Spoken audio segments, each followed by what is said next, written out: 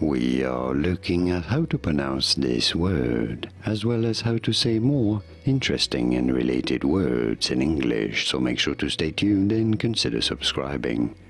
In British English, because the American pronunciation is slightly different, in British English this is normally said as yacht, yacht.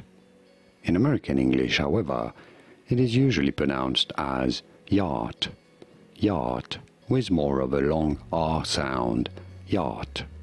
In American English versus yacht. In British English, did you get this? Could you hear the difference? Was this any helpful?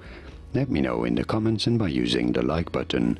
Thanks for your support indeed. Here are more videos on how to pronounce more words in English, whose pronunciations aren't exactly always obvious. I'll see you there to learn more. Thanks for watching.